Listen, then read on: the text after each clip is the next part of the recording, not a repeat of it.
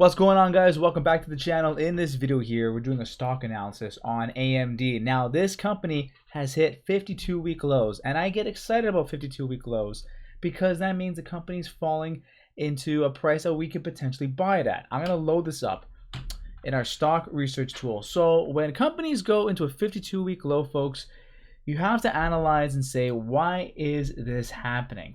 Why is this company getting beat down, and is it justified? So with my stock research tool here, this is an app that I'm developing for you to use, my viewers and subscribers.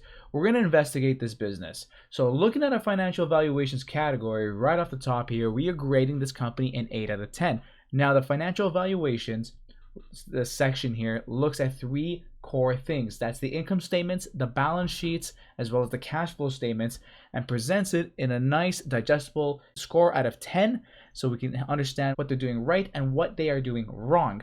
So with AMD, there's a lot of things that are happening and they're doing a lot of things right. The only things that they're not doing right is their PE 5-year average sitting at 76.20, where we want this to be underneath 22.5, as well as our share dilution sitting at 36.87% increase. So they're diluting you with a lot of shares. We want to see this number decreasing, folks, and they are not doing that, unfortunately. However, those two things, if we can get around that, there's a lot of positivity going on with AMD. We have a decent current ratio sitting at 2.40, so that means they can cover their liabilities with the assets they have, and we want that number over 1.5.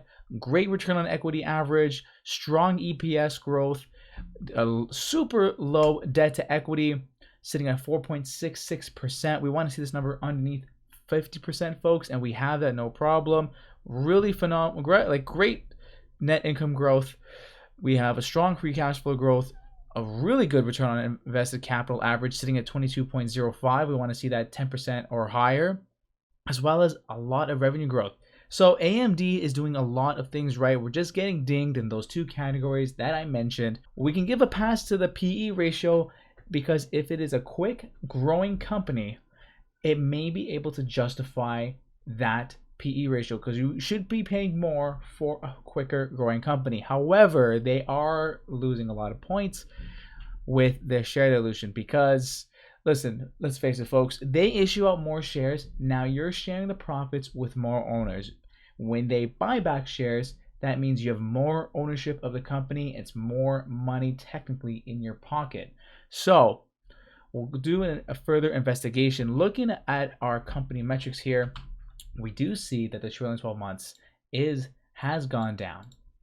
So it's great to see that. That's probably due to the price drop that we're currently seeing, because our 52-week range, we've seen it go as high as 164, and now we're currently sitting at the $76 range. So, you know, like less than half over here, folks. So this might be a great price to get it in if this company makes sense. So let's look at some of our other metrics that we have here. A really good Altman Z score. The Piotrowski score is much to be desired.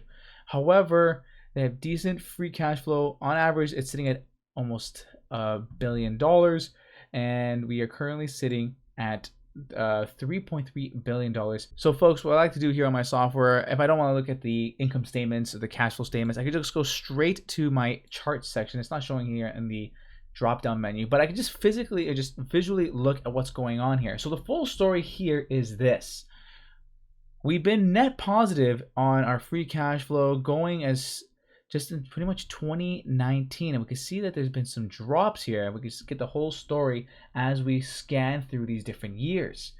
We also see that our EPS growth as well as our free cash flow per share has been pretty much running side by side, so that's great to see as well. But look at these shares outstanding, folks, growing over time. And here's the thing: companies will do this and not take on debt because of one key reason. If the company's stock is popular and in the semiconductor space, I said this in my last video, Wall Street hates Intel, but Wall Street loves AMD.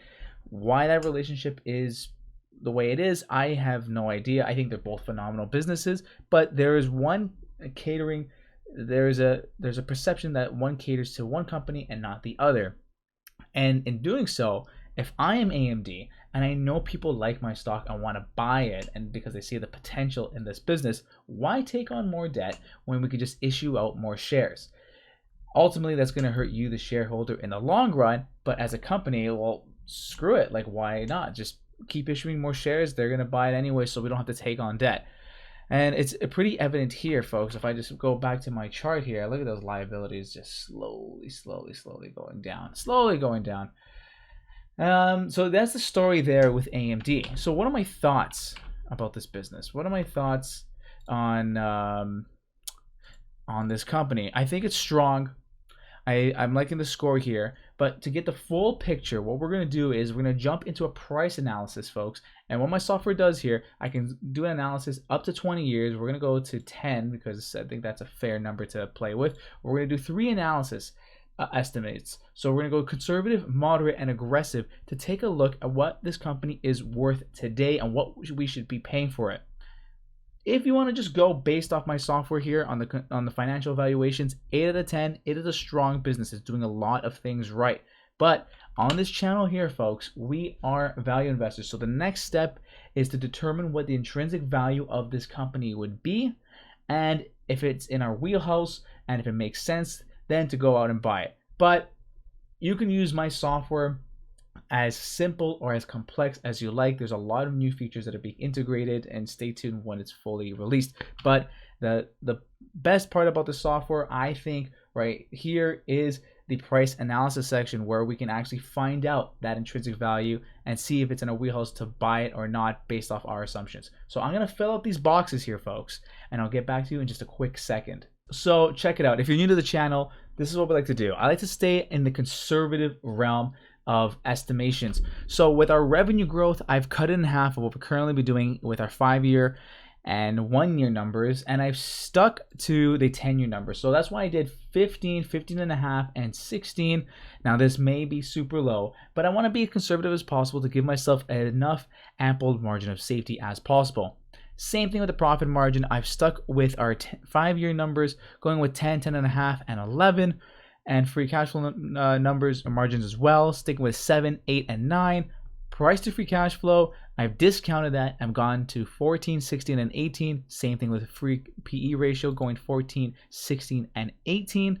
And putting our desired return in as 13%, lucky number 13. Now our revenue growth, this is going to be the kicker, because I could just say they're going to grow at 32% a year, but that doesn't make sense looking out 10 years. Now, ultimately, if they beat these numbers, that works out better for us. So I'll stop blabbering, hit the calculate button, and we're going to see what this company is worth. Current price is currently sitting at $76.47. And just keep in mind, folks, it's not going to take this long when the full app is released. This is the beta, folks, so just stand by while this loads.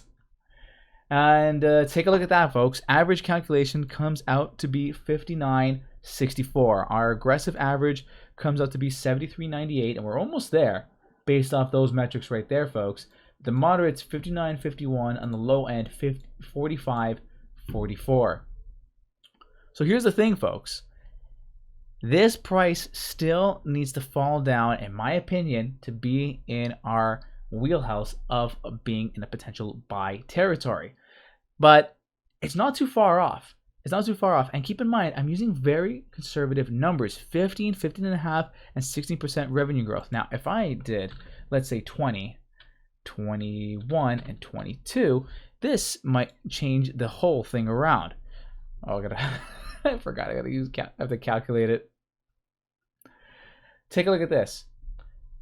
Putting the revenue growth numbers to 20, 21, and 22, still a discount from our 5-year numbers here and 1-year numbers. We're getting a buy on both the moderate and aggressive categories. However, I like to put that margin of safety in by going 15, 15 and a half, and 16, just solely for the fact that if they beat those numbers, I know I'm in good standings. I can always run those numbers again with a calculator.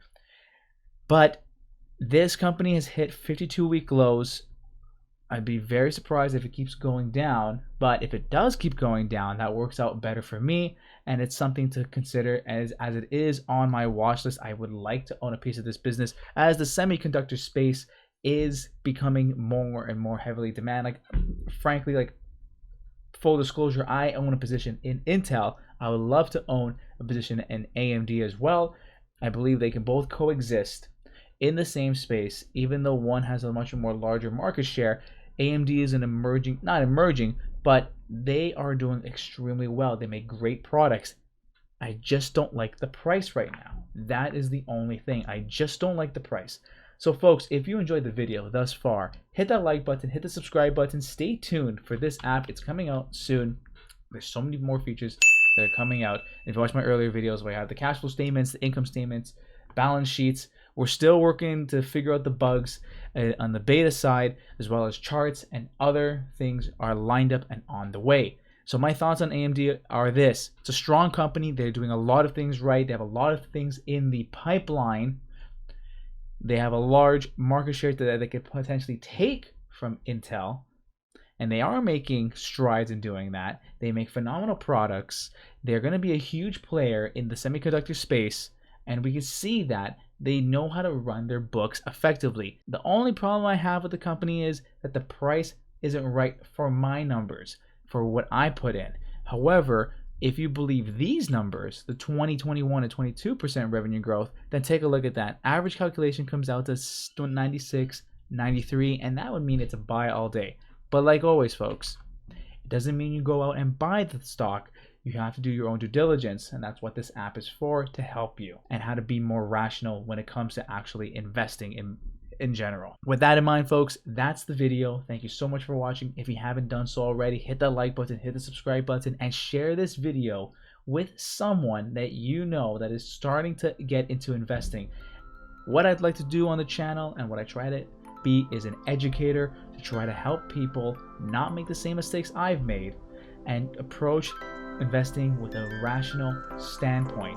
So folks, share that video, hit the like button, subscribe button. Much love, and I'll see you in the next one. Thank you so much for watching.